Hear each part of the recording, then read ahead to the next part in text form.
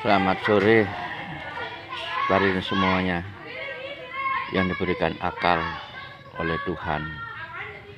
Yang akal itu harus kita gunakan untuk berpikir dengan logika, akal sehat, bukan karena dogma, doktrin, imani saja, atau asumsi, juga ngeyel, ngotot, dan lain-lainnya. Ingat, di seluruh dunia itu, kalau orang berpikir dengan cara akal yang sehat, bahwa namanya Tuhan itu jumlahnya satu, bukan 2, 3, 4, 5, dan seterusnya. Dan Tuhan itu esensinya pencipta langit dan bumi, beserta isinya termasuk kita semuanya. Kalau ada Tuhan yang dari batu, patung, angin, api, bulan, bintang, manusia, dan lain-lainnya, itu namanya bukan Tuhan pencipta langit dan bumi. Itu namanya makhluknya Tuhan atau makhluknya Allah, yang wajib tidak kita sembah, karena mereka itu tidak bisa berbuat apa-apa. Manusia tidak berkuasa. Manusia itu bisa lemah, lapar, makan ikan goreng, sakit, mati, dan tidak bisa berbuat apa-apa. Hanya Tuhan yang Maha Esa lah yang Maha Kuasa berbuat apa-apa. Nabi Adam sampai Nabi Nuh, Musa, Ibrahim, Ismail, Zakaria, Daud, Sulaiman, Nabi Isa alaihissalam sampai Nabi Muhammad SAW, itu ajarannya keesaan, ketauhidan, yaitu tidak menyekutukan Allah.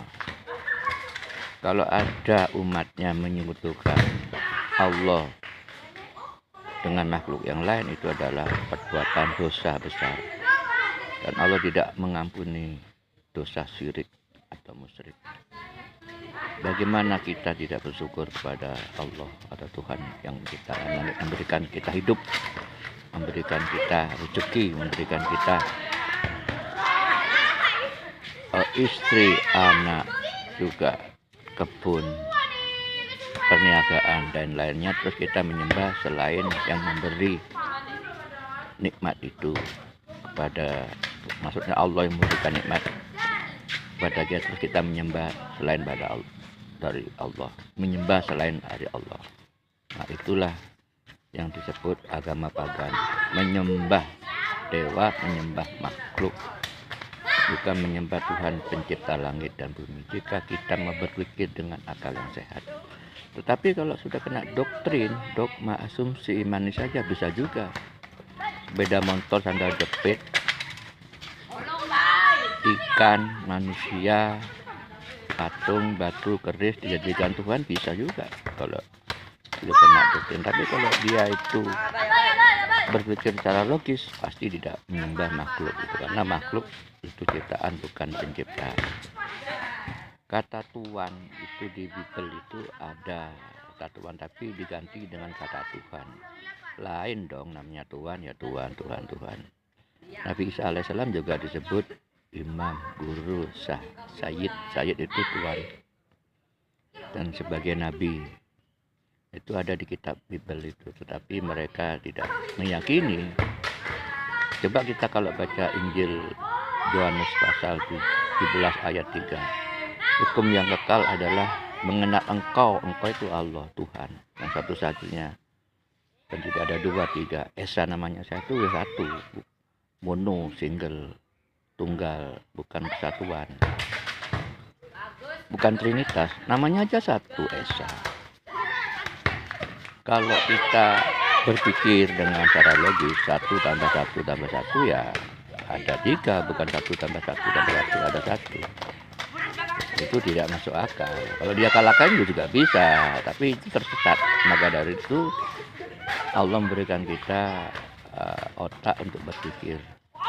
Tuhan bukan manusia dan manusia bukan Tuhan. Tuhan tidak menjelma manusia, karena Tuhan itu Maha Esa, Maha Kuasa, Maha Besar, Maha Agung, Maha Pengasih, Penyayang, Maha Suci dari segala sekutunya. Tidak mungkin Tuhan itu menjelma manusia, sedangkan Tuhan itu tidak bisa dilihat dan tidak didengar, dan tak seorang pun yang bisa melihat wajah Tuhan. Maka dari itu kita harus benar-benar memilih Tuhan yang benar, yang esa, pencipta langit dan bumi. Kalau kita milih Tuhan yang salah, nanti kalau kita akan merugi di alam kubur dapat siksa, di akhirat lagi dapat siksa juga, masuk ke dalam api neraka dan kekal selamanya kalau kita tidak menyembah Tuhan yang Maha Esa, yaitu Allah Subhanahu wa Ta'ala. Iman itu harus kita gunakan dengan akal dulu, baru beriman. Kalau hanya imani saja, ya bisa juga sepeda motor, bisa jadi Tuhan. Mobil jadi Tuhan, pesawat jadi Tuhan, harta, benda jadi Tuhan, batu, patung, semua bisa jadi Tuhan. Kalau tidak berakal, maka dari itu gunakan akal yang sehat untuk berpikir mencari Tuhan yang benar, jangan Tuhan yang salah. Tuhan yang tempat bergantung. Sesuatu kita tergantung pada Allah. Dan Allah itu yang menciptakan seluruh makhluk di dunia dan memberi makan, memberi rezeki. Dan ingat, 1% itu nikmat itu diberikan kepada manusia yang ada atau makhluk yang ada di bumi, dan yang 90% itu diberikan kepada di akhir kepada orang-orang yang beriman. Mudah-mudahan kita jadikan orang yang beruntung baik di dunia dan akhirat. Sekian dari Lora Al Barokah Jember. Assalamualaikum warahmatullahi wabarakatuh.